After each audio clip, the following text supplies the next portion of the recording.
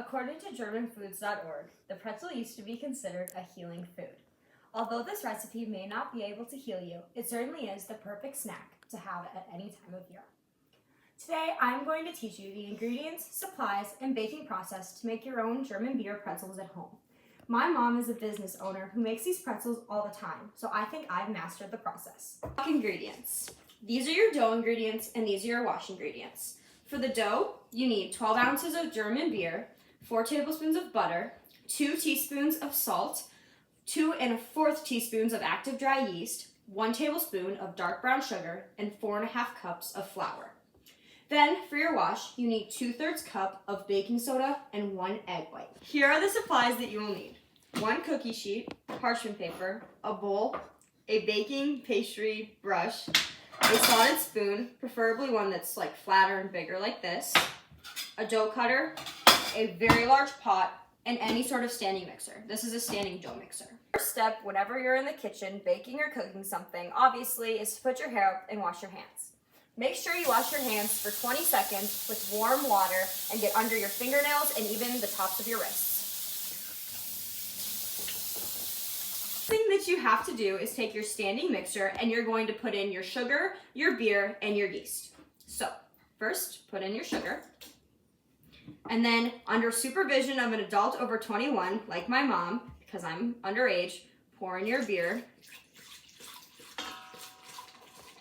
Make sure it's room temperature. And then you can start your mixer for just a second to kind of combine it a little bit. Maybe. Oops.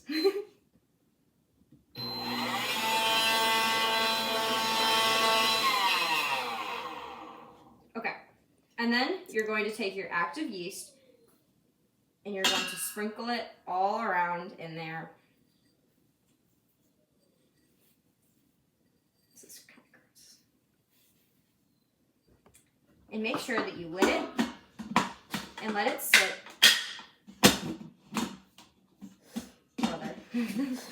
And let it sit for 5 minutes until it gets foamy. Do not mix it. While you are waiting for your first 3 ingredients to be ready, I would recommend melting your butter now because it needs to be completely melted and cooled before you can put it into your dough mixture. Now it's time to put the rest of the ingredients into your bowl. First, let's put our salt in, then our flour,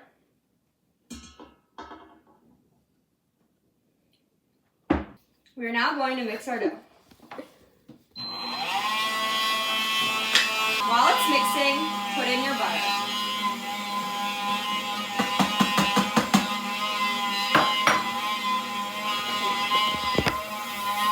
It should start to form kind of like this. After your dough has been mixing for 8 minutes, you're going to take it out of the standing mixer. Maybe. You want to make sure that your dough is not sticky. So kind of like slime, you don't want it to stick to your hands when you hold it like this.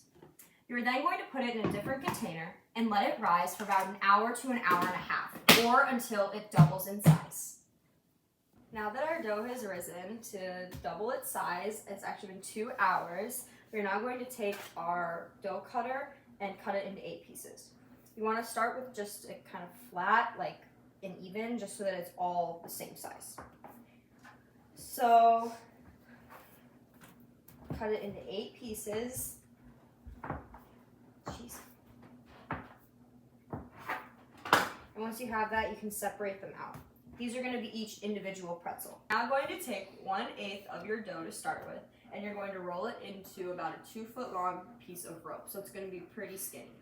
Don't put any flour or anything on your counter because you do want some traction so that you're able to get it to the size that you want it to be.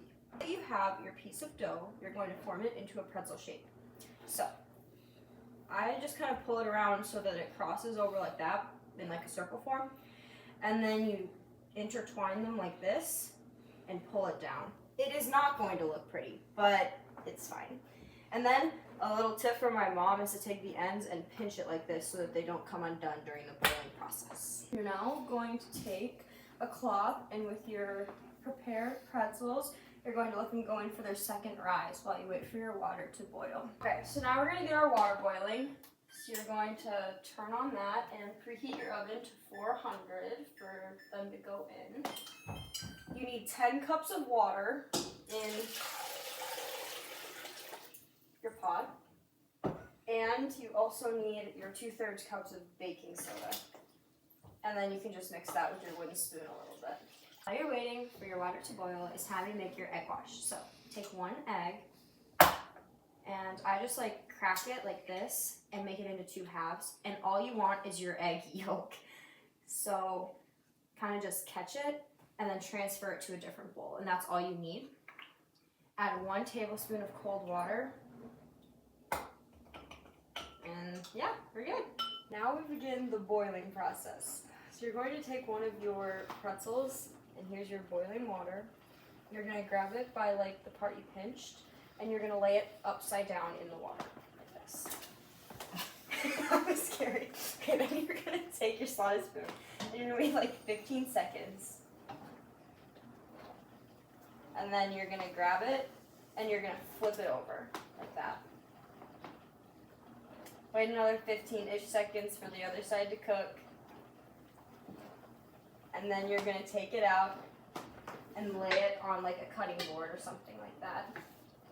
And then you can take your baster brush and go in your egg wash, and you're going to wash it with your egg.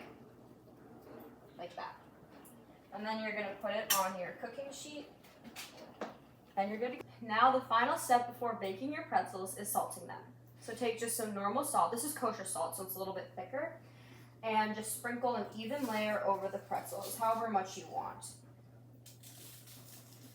Then you're going to put them in the oven at 400 for 15 minutes. Okay.